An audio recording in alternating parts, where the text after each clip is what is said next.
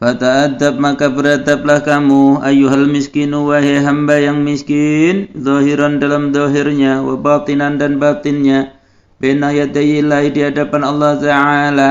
Ta'addubal abdi seperti beradabnya seorang hamba, seorang budak.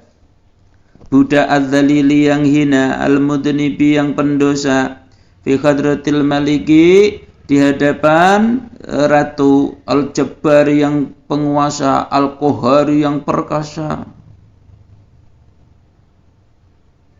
Wajtahid dan sungguh-sungguhlah kamu alla yara akan bahwasannya tidak melihat ke akan kamu maulaka oleh tuanmu khaitsunaha sekira melarang ia maulaka ke akan kamu. Wala yafkida dan janganlah tersepikan kehilangan ia maulaka ka akan kamu khaitsu amara sekira perintah maulaka ka akan kamu.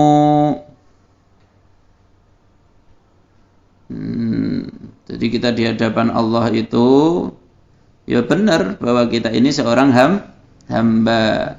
Bahasa lain dari hamba itu apa? Budak. Nah, terus filosofi budak itu bagaimana? Seperti barang dagangan, seperti barang milik yang bisa dibuat bagaimanapun, bisa disuruh apapun dan enggak ada tempat untuk melawan. Seperti robot kasarannya. Ya wes, berarti nek wis ngono bayangkan kamu seorang hamba di hadapan raja sang penguasa. Ketika diperintah berarti harus, ketika dilarang ya langsung, nggak ada ceritanya. Kita menunjukkan sebaliknya dari itu. Pun demikian ketika kita misalnya apa perintah Allah sih? Kayak gini oleh Allah diperintah, dilarang apa enggak? Saya begini ini dosa apa enggak dan seterusnya. Langsung yang ada di bayangan kita itu seorang budak yang tidak ada tempat bagi kita untuk modus-modus, apalagi kok menolak, apalagi kok membantah. Walan taqdira dan tidak mampu kamu ala dzalika atas sedemikian itu fata'addab itu ta'addub illa bi an tuwazzi'a kecuali dengan bahwasannya membagi-bagi kamu auqataka akan waktu-waktumu wa turattiba dan mengurut-ngurutkan kamu, menertibkan kamu auradaka akan wirid-wiridmu, amalan-amalanmu min sobahika dari pagi harimu ila masaika sampai waktu soremu fashi maka perhatikanlah olehmu ilama pada perkara yulko ilaika, yulko yang dibebankan iyama ilaika kepadamu bayanya min awamirillahi ta'ala dari perintah-perintah Allah ta'ala alaika atas kamu min khini tastaiqidu dari mulai bangun kamu min manamika dari tidurmu ila waktu rujuika sampai waktu kembalinya kamu ila madja'ika pada tempat tidurmu. Nah, di sini nanti Al-Ghazali, Imam Ghazali itu menerangkan tentang adab-adab kita mulai bangun tidur sampai mapan tidurlah lagi 24 jam. Jadi intinya begini, namanya kelasnya kita dan semua orang lah, sesuatu itu bisa tertib kalau ditertib kan, sesuatu bisa teratur kalau diatur. Lah wong sudah diatur kadang wae masih tidak teratur, apalagi tidak diatur. Hidupmu pun begitu, ngono lho. Peran kamu sebagai seorang hamba disimpulkan dalam sehari semalam 24 jam, itu harus kamu atur. Saya harus bangun jam berapa, jam sekian saya harus bagaimana. Nanti disesuaikan dengan peran statusmu. Oh, saya sekarang santri, jadwal 24 jamnya begini. Nanti nek boyong, oh saya seorang kepala rumah tangga, seorang suami, jadwal saya jamnya begini. Yang jadwal itu, wirid-wirid, amal-amalan dan apapun yang kamu lakukan itu tujuannya enggak lain.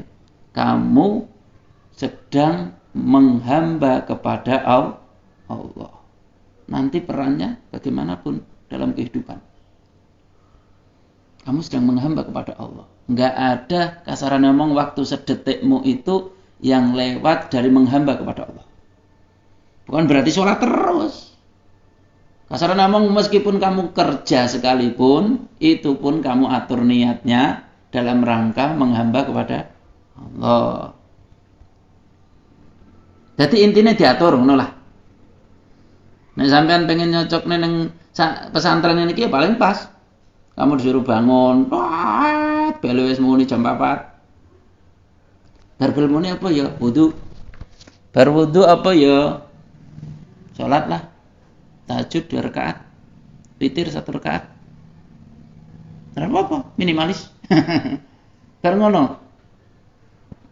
Lalaran ngapalne lah. Sinau lah. Apa terserah misalnya.